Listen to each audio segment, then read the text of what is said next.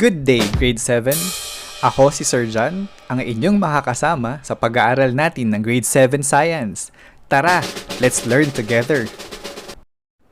Para sa ating unang MELC ngayong week na to, we'll have describe the motion of an object in terms of distance or displacement, speed or velocity, and acceleration. Para sa ating introduction, let's study the pictures na sumusunod para sa ating video na ito. Tingnan mabuti ang mga sumusunod na pictures para nang sa ganun masagutan natin ang ating guide question.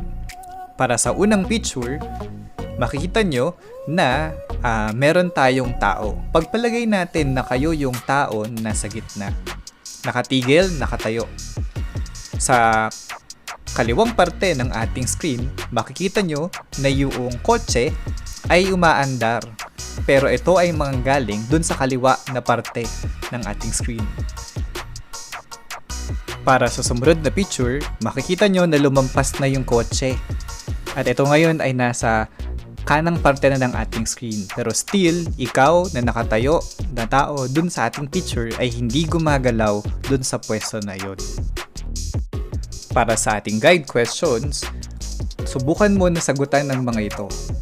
Una, based on the pictures above, which objects are moving and which objects are not moving?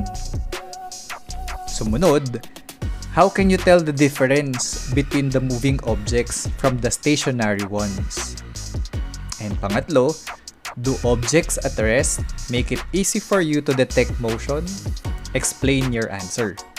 So para dito sa guide question natin, pwede mong isulat sa isang papel ang iyong mga sagot para mamaya sa ating pag-uusapan sa lesson na ito ay mababalikan mo yung mga sagot mo sa guide questions na to. Pwede mo munang i-pause ang video na to para makapagsagot ka sa ating guide questions. Ang ating lesson ay about motion. Ang motion ay isa sa mga fundamental characteristics ng mga matter na pwede nating ma-observe at pwede nating ma-measure. Lahat ng bagay sa universe are in motion, mula sa largest stars hanggang sa smallest particles in space. Kaya, pag tayo ay nag-define ng motion, ito ay sinasabi natin as the change of an object's position relative to the reference points. Ngayon, anong ibig sabihin ng reference point? Ito ay yung any object that we assume to be at rest or is not moving. How do we know if an object is in motion? If you stand on one side of the street and look straight ahead at the other side, maaaring manotice mo that the trees and the houses seem to be fixed on their position. If something passes between you at saka yung reference point that you have established or ginamit mo kanina, like for example, tulad ng car o kaya ng mga tao sa paligid mo or aso, that you can easily see that their position is changing with respects to the objects at rest around you. Isang misconception na maaaring meron ka is that there are objects at rest, pero in reality, there is no object on Earth that is at rest. Although, nakikita natin ng mga buildings or mga trees na naka-at rest, pero all of those things are built or connected to the Earth's surface. And habang ang ating planeta ay nagro-rotate and nagre-revolve, everything on it will move as well. Isang indicator of motion is that when the object covers distance or had been displaced. So ano nga ba ang ibig sabihin ng distance at anong ibig sabihin ng displacement? First is, pag sinabi natin distance, it refers to the total length of an object that moved or traveled.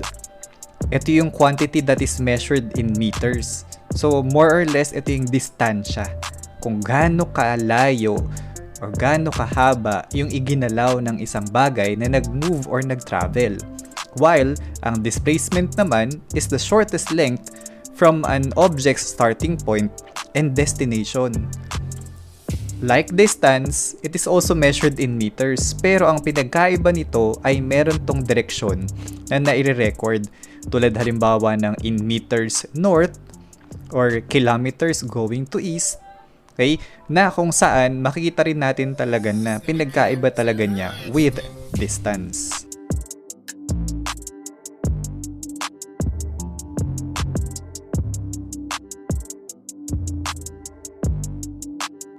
Speed refers to how fast an object moves.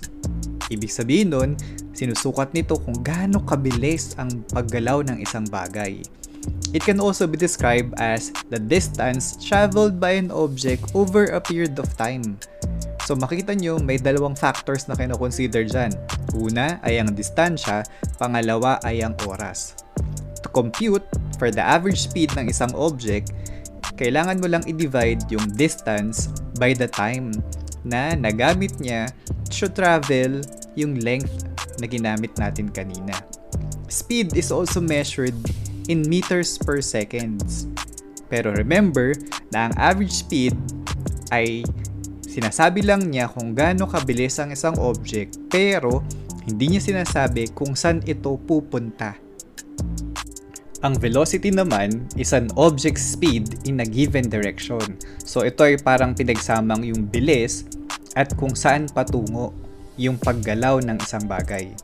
Velocity is determined by dividing an object's displacement by the time. Yung proseso mismo ito ng pagko-compute ay halos katulad din ng pagko-compute ng average speed.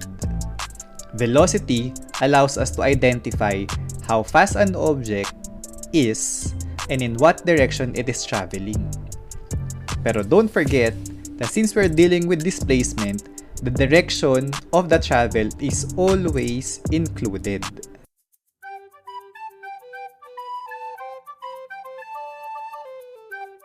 Para sa ating problem solving, gagamit tayo ng mga following formulas para ma-solve natin ng speed and velocity.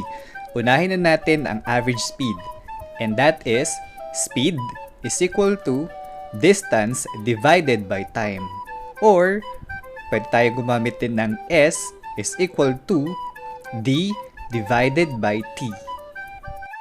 Para naman kay velocity, yan ay magiging velocity is equal to displacement divided by time.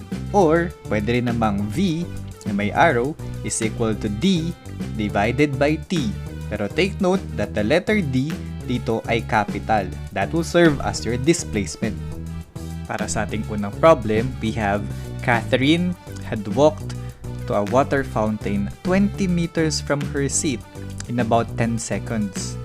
How fast did she walk? So dito sa problem na to, kailangan yung makita na si Catherine ay meron siyang na-cover na 20 meters sa kanyang paglalakad. At gaano katagal niya itong nagawa? 10 seconds. Pero ang tanong sa ating problem, gaano nga ba kabilis yung paglalakad ni Catherine? That's why, ang nawawala natin dito sa problem number 1 ay speed. Para sa ating pag-solve ng problem, kailangan mo nating unahin ang paghahanap kung ano ang given. We have D is equal to 20 meters. That's your distance. Then T is equal to 10 seconds. That is your time. Then, to be followed by your solution, unahin nyo munang isulat kung ano ang formula. S is equal to D over T. Ibig sabihin nun, speed is equals to distance divided by time. By substitution, palitan nyo lang kung anong nasa formula gamit ang given.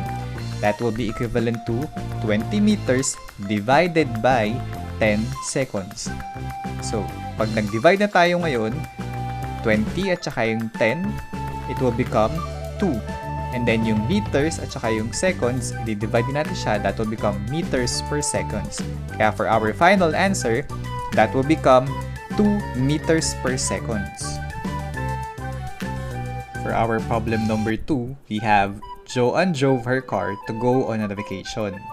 If her car traveled 180 km going to west in about 3 hours to her destination, what was her car's velocity?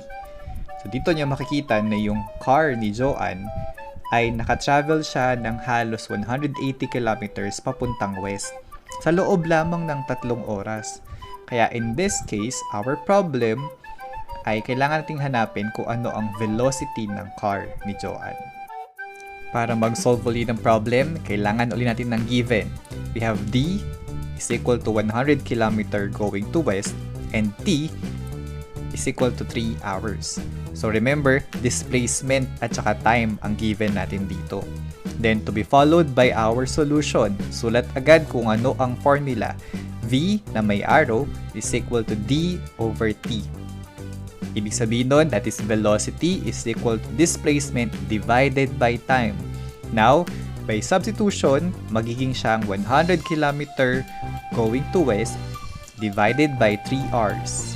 And that will become 60 km per hour going to west.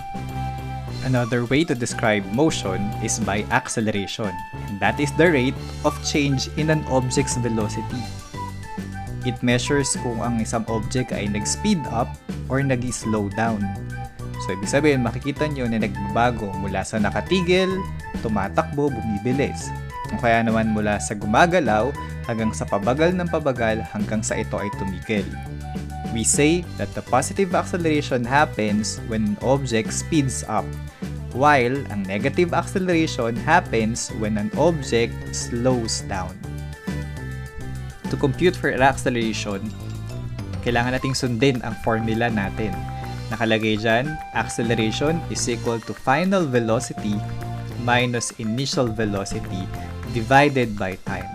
Or, pag pinaikli natin siya, A is equal to V sub F minus V sub I divided by time.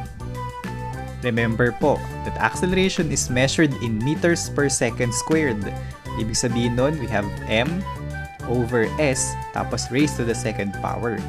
So, importanteng matandaan ninyo na kung meron kayong makuhang positive answer sa acceleration, ibig sabihin nun, it is positively accelerating or bumibilis ang paggalaw. And kung negative naman ang sagot na nakuha ninyo sa acceleration, ibig sabihin nun, it is negatively accelerating, ibig sabihin nun, bumabagal palalo. For our first problem, para kay acceleration, we have Z was riding her bike along a street at 4 meters per second going to south. After 2 seconds, she speeds up to 12 meters per second in the same direction. Find her acceleration. In this case, kailangan ting ma-identify muna ang ating given. Ang ating given ay una, V sub F or the final velocity is equal to 12 meters per second going to south. And for our V sub I or ang ating initial velocity is equal to 4 meter per second going to south. And then for our time, we have 2 seconds. Write the given. So we have the final velocity, initial velocity, and time. And you will be using that para sa ating formula. Acceleration is equal to V sub F minus V sub I divided by time. Again, by substitution, that will become 12 meters per second going to south minus 4 meters per second going to south divided by 2 seconds. And then, kailangan nyo munang i-process yung nasa taas. I-minus yung kay 4 mula kay 12. That will become 8 meters per second going to south. Then, divide it by 2 seconds. We have 8 divided by 2 will become 4. And for our final unit naman, it will become meters per second squared going to south. And that is a positive acceleration. For our problem number 2, we have you were jogging at a 15 meter per second going to north before slowing down to 6 meters per second going to north as you approach a corner. What was your acceleration for 3 seconds? Okay? So dito makikita nyo na nagsimula ka ng mabilis, 15 meters per seconds while you're jogging. Pero you're slowing down, pabagal ng pabagal hanggang sa naging 6 meters per seconds. Nangyari siya sa loob ng 3 seconds. Don't forget to write the given. We have the V sub F is equal to 6 meters per seconds going to north. V sub I is equal to 15 meters per seconds going to north. And then don't forget the time, which is 3 seconds. Then apply our formula na ginamit kanina. we have A is equal to V sub F minus V sub I divided by time. Then, by substitution, that will become 6 meters per seconds minus 15 meters per seconds. Parehas silang going to north, divided by 3 seconds. So, 6 minus 15 is equivalent to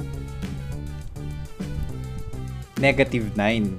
And then, that will become divided by 3 pa rin. So, that will become negative 3.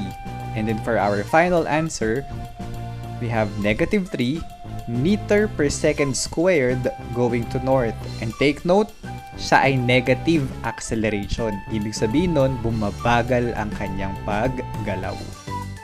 For our recap, balikan nyo yung ating definition regarding sa mga following terms. We have motion, reference point, distance, displacement, speed, velocity, and acceleration. This will help you to be prepared para sa mga learning tasks na sasagutan mo gamit ang ating activity sheet or ang ating module.